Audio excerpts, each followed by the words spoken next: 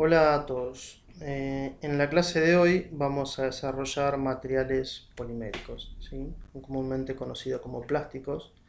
La diferencia entre el plástico y los polímeros es que los plásticos generalmente o no siempre van a ser un material polimérico con un paquete de aditivos. No va a ser lo mismo un plástico que en el uso esté en un ambiente cerrado a aquel plástico que tiene que estar bajo las condiciones del ambiente. Por ejemplo, un mueble de jardín o cualquier tipo de plástico o polímero que esté a la intemperie. En ese caso, los paquetes de aditivos que se le adicionan a estos polímeros va a permitir prolongar su vida útil o darle las prestaciones mecánicas. Muchas veces los aditivos no son para darle alguna propiedad, sino para mejorar la procesabilidad, por ejemplo, ¿no? Pero bueno, en esta filmina lo que quiero mostrar es como para romper esa estructura de que todos los plásticos son lo mismo, que uno normalmente puede asociar plásticos a un solo material. La realidad es que hay un montón de subgrupos dentro de esos plásticos. Fíjense que dentro del símbolo lo que van a tener es un número, ¿no? Y ese número va a estar linkeado, asociado siempre a un tipo de polímero. En este caso va a ser el PET, en este caso va a ser el polietileno de alta densidad, el 3 va a ser referencia al PVC, el 5 al PP. Y este 7 que está acá va a ser referencia a otros tipos de polímeros que obviamente no son estos que están acá, ¿sí? Digo, si quiero un ejemplo de estos puede ser el nylon 6, el 6,6, el 12, el policarbonato, no sé, hay varias más que podemos identificar. La realidad es que estos 6 primeros son los de mayor uso, los de mayor consumo, entonces pueden ser más interesantes al momento de reciclarlos, poder identificarlos, ¿no? También es interesante al momento de pensar en reciclar en los polímeros, en tener presente para qué se usa cada uno. Si yo quisiera reciclar una tapita de gaseosa, no hace falta encontrar el simbolito de PP o el 5, sino que uno ya por usos puede identificar qué tipo de polímero es. Pasa lo mismo con los caños de desagüe, ¿no? O con las botellas de gaseosa. Creo que ya no hay duda de que las gaseosas hoy por hoy se hacen de PET. Un material bastante particular, si después lo podemos tratar. Bueno, entrando ya en la clase va a ser necesario que definamos, ¿no? Parece que lo más sano siempre es iniciar por la definición. Entonces digo, los polímeros son macromoléculas formadas por la unión repetida de una o varias moléculas por enlaces covalentes, ¿no? Recuerden que enlace covalente hace referencia a aquella unión química en donde los electrones se comparten, a diferencia de los iónicos, ¿no? Acá lo que vamos a tener es un etileno representado, ¿sí? Lo que va a ser la unión repetida de este polímero. A través de un proceso de polimerización voy a tener el polietileno, ¿sí? Ahora, la polimerización es un proceso químico por el cual los reactivos, en este caso monómeros de bajo peso molecular, se van a agrupar químicamente entre sí para dar lugar a una molécula de gran peso, ¿no? Al momento de clasificar los polímeros, podemos clasificarlos según su comportamiento frente a la temperatura, según la química de la síntesis y según su estructura. Cuando queremos distinguir los polímeros en función de su comportamiento frente a la temperatura, tenemos que hablar de termoplásticos, que son aquellos que se van a ablandar cuando los caliento, ¿no? Que van a tener la energía suficiente para poder hacerlo fluir cuando le doy ese calor, pero cuando le quito ese calor, le quito esa energía, lo enfrío, básicamente, lo que voy a tener es una nueva forma, ¿sí? Y los termoplásticos van a ser siempre, van a poder tener este ciclo de forma reversible, una, dos, X veces, ¿no? Ejemplos de materiales termoplásticos pueden ser el polietileno, el polipropileno, el poliestireno, el ABS, el policloruro de vinilo. Y los termorrígidos, por el contrario, si bien se le puede dar calor para ablandarlos y hacerlo fluir, la temperatura lo que va a hacer es generar el curado, ¿no? Es decir, no va a ser de forma reversible como en el caso anterior, sino que si yo le sigo dando calor, lo que voy a generar es la degradación del polímero. Los termorrígidos tienen cadenas entrecruzadas, ¿sí? A diferencia de los termoplásticos que tienen cadenas lineales, cadenas moleculares, después vamos a ver de qué estamos hablando, que pueden ser o no ramificadas, pero que normalmente son lineales. Los ejemplos típicos de los termorrígidos son las resinas fenólicas, el epoxi, ¿sí? O si quieren no salir de la materia, cuando se hace metalografía, y cuando tenemos una muestra lo suficientemente pequeña para identificar el acero y tenemos que hacer una inclusión, el material que se usa para hacer esa inclusión es un termorrígido, ¿no? Normalmente baquelita. Lo que se hace es darle calor, presión, después se lo enfría y me queda una muestra lo suficientemente grande como para poder manipularlo. Bueno, una de las cuestiones interesantes en los termoplásticos es que además de tener estas uniones covalentes, lo que va a haber es fuerzas intermoleculares de Van der Waals, ¿sí? Y estas fuerzas intermoleculares de Van der Waals son las que se van a romper cuando uno le da calor. Es decir, si yo estoy por procesar y le estoy dando calor a estas fuerzas de Van der Waals, en realidad la muestra polimérica, lo que voy a hacer es romper o debilitar estas fuerzas. Entonces, lo que va a pasar es que el plástico va a empezar a fluir, ¿no? Cuando enfrío, cuando pierde energía esa muestra polimérica, lo que va a pasar es que estas uniones van a volver a aparecer y van a volver a estar en un estado más bien sólido, ¿sí? O rígido, o duro, o como lo quieran mencionar. Ahora, si yo le entrego más calor que la que necesito para romper estas fuerzas de Van der Waals, lo que puedo hacer es romper estos enlaces moleculares y lo que estoy generando entonces ahí va a ser una degradación del polímero. ¿Sí? Después vamos a ver más adelante que las propiedades mecánicas van a estar muy asociadas, en el caso de los plásticos, a su peso molecular, con lo cual siempre el objetivo va a ser no romper enlaces covalentes. Ahora, si lo quisiera clasificar según la química de la síntesis, podemos decir que tenemos polímeros por adición, ¿sí? En donde la molécula entera del monómero pasa a formar parte del polímero, en donde fíjense que acá el doble enlace del etileno se va a romper y va a dar lugar a dos nuevas uniones, ¿no? Siempre recuerden que van a tener que ser alquenos por lo menos, ¿sí? Para poder formar polímeros. Y la otra sistema de polimerización es la polimerización por condensación. En este caso, no todo el polímero, o el monómero, perdón, pasa a formar parte del polímero, sino que hay como una condensación o decantación de una molécula que generalmente es muy chica. Si ven en esta reacción, acá lo que va a hacer este cloro, que está en la punta de la cadena, va a reaccionar con el hidrógeno para dar el ácido clorhídrico, ¿no? ¿Sí? Entonces se va a desprender o va a condensar una molécula. Siempre estas moléculas van a ser moléculas muy pequeñas, ¿sí?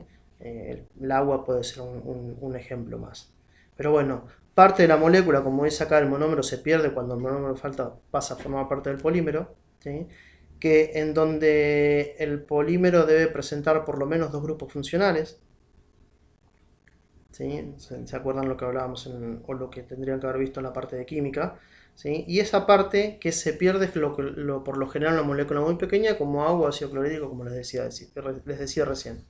Es decir, en un polímero de condensación, algunos átomos del monómero no pasan a formar parte del polímero. Acá me gustaría hacer una distinción, ¿no? Para no confundir. Siempre es normal asociar el crecimiento de la cadena al proceso de polimerización. Y no es así. Entonces, en los procesos de polimerización hay dos formas de hacer crecer las cadenas. Puede ser en etapas, como es el caso 2, perdón, o puede ser en cadena, ¿no? En el caso del primero, en el crecimiento en cadena, los monómeros pasan a formar parte del polímero de a uno a la vez. ¿Sí? ¿Se entiende? Es decir, vos iniciás la reacción, en esta etapa tenés una etapa de iniciación, vas a iniciar la reacción y se van a ir adicionando cada uno de los monómeros a la cadena que se viene formando, ¿no? Y eso es lo que se va a llamar la etapa de propagación, ¿no? El agregado de monómeros a la cadena de crecimiento. Etapa de iniciación puede ser un radical libre, se pueden utilizar algunas series de catalizadores, pero bueno, básicamente siempre va a haber una etapa de iniciación. Y la etapa de terminación lógicamente, se termina la reacción, el centro reactivo se desactiva, ¿sí? Mediante una reacción de terminación. Ahora, el crecimiento en etapa a diferencia del anterior, el crecimiento en etapas, las cadenas pueden, o los monómeros pueden ir reaccionando entre sí, ¿sí? Digo, las cadenas del crecimiento pueden reaccionar entre sí para formar cadenas aún más largas. Esto se aplica a cadenas de todos los tamaños. ¿Qué es lo que dice? Que el monómero o el dímero puede reaccionar del mismo modo con una cadena de cientos de unidades monoméricas que con el monómero, ¿no? Esto lo que permite es que el aumento del peso molecular sea mucho más lento, ¿sí? Después vamos a ver el concepto de peso molecular, pero lo que sucede acá es que el peso molecular no va a crecer tan rápido como en el caso anterior, sino que va a ser más lento por lo que decíamos recién. El otro punto que tiene que ver con lo mismo es que se caracteriza por la desaparición del monómero en la etapa temprana de la reacción, mucho antes de que se forme un polímero de suficiente peso molecular, ya no hay monómeros, ¿no? Y la tercera forma de clasificarlos es según su estructura. Podemos tener polímeros lineales, podemos tener polímeros ramificados o podemos tener polímeros entrecruzados, ¿sí? En estas dos están concentrados los termoplásticos y acá tenemos los termorrígidos. El concepto de funcionalidad es interesante al solo efecto de entender cómo funciona o tenerlo presente de que existe. El número de uniones de una molécula de monómero puede formar parte con otros monómeros en una reacción química. Esa es la funcionalidad de los polímeros. Fíjense acá, un monómero disfuncional va a poder formar un polímero lineal. Ahora, un monómero polifuncional va a poder formar polímeros entrecruzados, ¿sí? Acá tienen un grupo de familias de uso común o frecuente que se realizan por la polimerización por adición, ¿no? El polietileno, el polipropileno, el poliestireno, el policloruro de vinilo, el poliacrilonitrilo, el polimetilmetacrilato, polibutadieno.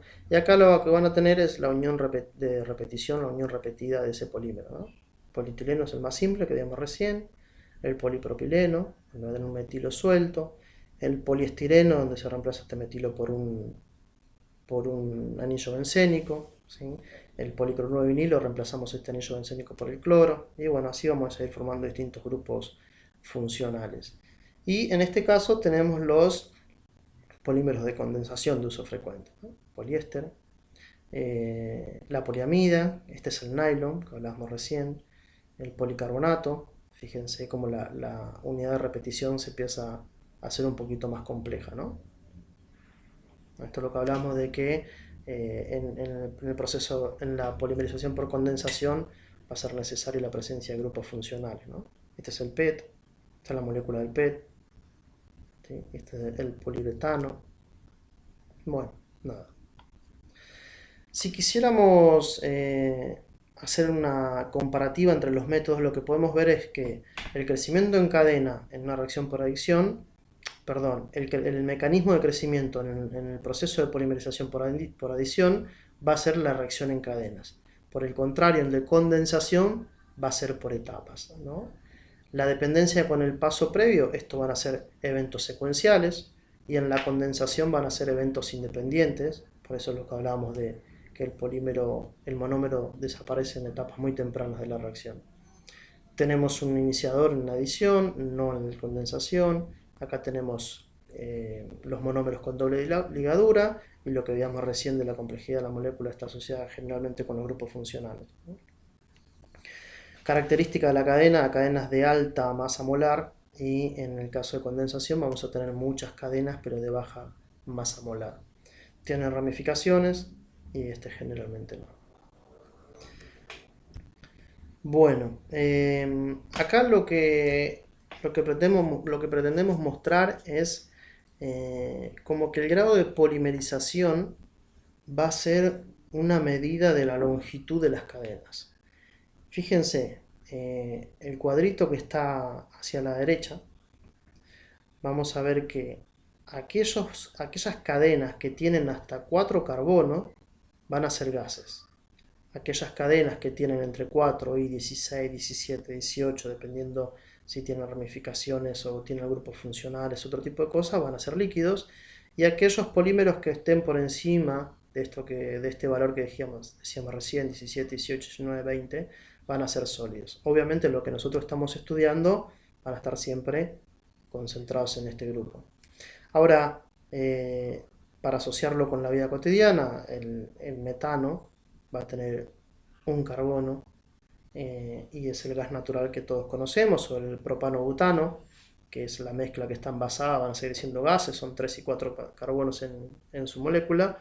Y en los líquidos podemos encontrar a todos aquellos aceites o combustibles o solventes orgánicos, van a estar todos en esta familia, ¿no? Ahora, fíjense, dice, las propiedades mecánicas asociadas a los materiales poliméricos son consecuencia de su peso molecular. ¿Sí? En lo que veníamos diciendo hoy cuando tenemos que evitar degradarlo. Es únicamente para un determinado intervalo de peso molecular donde una dada propiedad de un polímero será óptima para su aplicación particular. Este es un concepto muy interesante, muy necesario cuando intentamos interpretar el comportamiento de los materiales poliméricos. Fíjense, acá vamos a tener dos muestras poliméricas, la muestra A y la muestra B, ¿no? Ahora, si quisiéramos representar o hacer la distribución de ese peso molecular, lo que vamos a ver es que en el caso del B, si cada una de estas líneas representan una cadena polimérica, lo que va a pasar es que la campana de Gauss va a ser muy angosta y muy alta. ¿Por qué? Porque su promedio, ¿sí?, va a tener una desviación muy chiquita. ¿Sí? Su promedio va a ser muy grande y va a tener un sigma muy chico en la campana de Gauss. Por el contrario, si analizamos la muestra A, lo que vemos acá es que hay mucha dispersión en el tamaño de la molécula, entonces esa dispersión que tenemos en el tamaño de la molécula se va a ver como un sigma muy grande y se va reflejada como una curva más bien chata, pero ancha. No es ni bueno ni malo, son dos formas, ahora más adelante vamos a poder entenderlo. Pero digo, piensen que un material polimérico, si quisiéramos hablar del peso molecular, si yo les pregunto a ustedes cuál es el peso molecular del agua, ustedes automáticamente lo que hacen es ir a la tabla periódica y toman el peso o la masa molar del hidrógeno, lo multiplican por 2, en el caso del oxígeno no lo multiplican por nada, es H2O, y lo que hacen es sumarlo y tienen los 18. ¿Sí? En el caso del polímero no es tan así, entonces lo que vamos a tener son el peso molecular y la distribución del peso molecular como parámetros fundamentales. Bueno, fíjense, para los polímeros solo es posible determinar un peso molecular promedio, ¿sí? Por lo que veíamos recién, no vamos a tener homogeneidad en la muestra, ¿sí? Entonces vamos a tener que hablar de un peso molecular promedio, donde Ni va a ser el número de moléculas con un grado de polimerización dado, que va a estar representado por el M, ¿no? Y M va a ser el peso molecular correspondiente a dicha fracción. De vuelta, Ni va a ser el número de moléculas con un grado de polimerización dado, que va a ser fundamentalmente el peso molecular de la molécula. Entonces, acá empezamos a entender algo. Dice, por el hecho de que una molécula más grande contiene más de la masa total de la muestra polimérica que las moléculas pequeñas, es conveniente distinguir entre el peso molecular promedio en número y el peso molecular promedio en peso. Dice, bueno, terminamos del concepto y después lo aclaramos. Dice, se puede medir también a partir de la viscosidad, ¿sí? Y el principio es que las moléculas poliméricas más grandes forman una solución más viscosa que las moléculas pequeñas. Entonces el peso molecular obtenido por la viscosidad se acerca más al promedio en peso que al promedio en número, ¿no? La medición de la viscosidad, que es un parámetro normal en aquellos que procesamos polímeros, se hace básicamente con un viscosímetro. El ensayo consiste fundamentalmente a grandes rasgos en darle calor, ponerlo en un cilindro, darle un peso definido con una boquilla de tamaño específico y hacerlo fluir. Cuando le doy el calor lo hago fluir, lo dejo caer y después lo peso y tomo esa masa por unidad de tiempo, ¿sí? Y empiezo a jugar con la viscosidad. Lo que dice acá es que si uno tiene una muestra polimérica con pesos moleculares muy grandes, esa muestra polimérica va a estar muy influenciada por las moléculas de alto peso molecular y no tanto por las de peso molecular bajo, por más que sean muchas. Entonces, por eso es interesante poder distinguir entre el peso molecular promedio en peso o en masa, que está asociada a la viscosidad, y el peso molecular promedio en número, ¿sí? Que está asociada a la cantidad. Fíjense, volvamos a esta que está acá. Si yo tengo esta muestra, donde tengo los pesos moleculares de manera mucho más homogénea, la temperatura para hacerlo fluir va a ser mucho más homogénea. Por el contrario, si mi muestra es como tengo en el caso de la temperatura para hacerlo fluir va a cambiar, o voy a tener un intervalo de temperatura bastante más amplio. ¿Por qué? Porque probablemente las moléculas más chicas, las líneas chicas representadas en esta curva o en esta gráfica, van a fluir a muy poca temperatura, pero sin embargo las cadenas que son mucho más largas todavía no lo van a hacer, ¿no? Bueno, fíjense acá lo que hace es representar en el eje X el peso molecular y en el eje Y la cantidad del polímero, ¿no? Dice Mn, que es este punto que está acá, ¿sí? Va a estar siempre cerca del máximo ponderal, ¿no? En cambio, el peso molecular promedio del peso, como va a estar favorecida a la hora de promediar el peso o la masa, lo que va a hacer es siempre estar tendiendo hacia aquellos polímeros de mayor peso molecular, ¿no? Y como dijimos recién que el peso molecular promedio en masa va a ser mucho más útil al momento de poder caracterizar un plástico, es que siempre se va a trabajar con el peso molecular promedio en masa, ¿no? Acá lo que muestra es que siempre el peso molecular promedio en peso va a ser siempre mayor que el peso molecular promedio en número, ¿no? Si volviéramos a la representación que teníamos hoy, vamos a tener la muestra B y la muestra A, ¿no?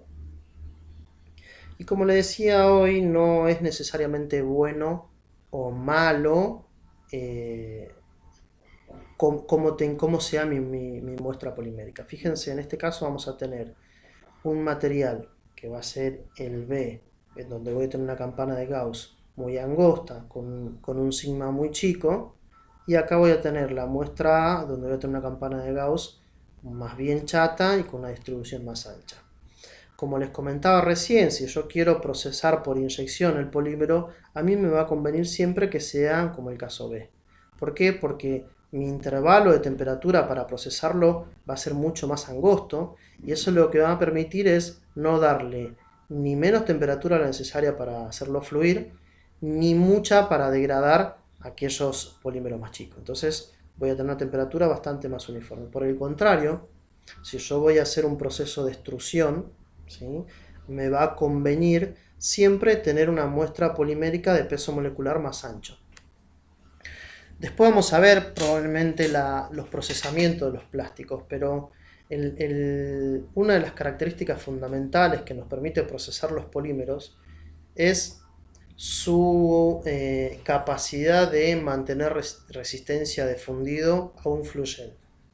Si yo tuviera agua o aluminio fundido y lo vuelco, genero un hilo de ese material y lo quiero cortar, lo puedo cortar. Si paso el dedo, lo puedo cortar. En cambio, si yo tengo una muestra polimérica y genero ese mismo efecto, lo vuelco y tengo ese hilo del material polimérico cayendo y lo quisiera cortar, además de quemarme, lo que voy a hacer es extenderlo.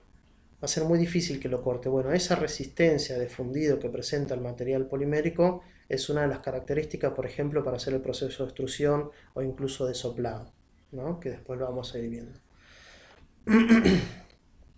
Bueno, cortemos hasta acá con este video y después en el próximo ya hablamos un poco más de las estructuras en estado sólido, ¿sí? Más una cuestión física de los polímeros.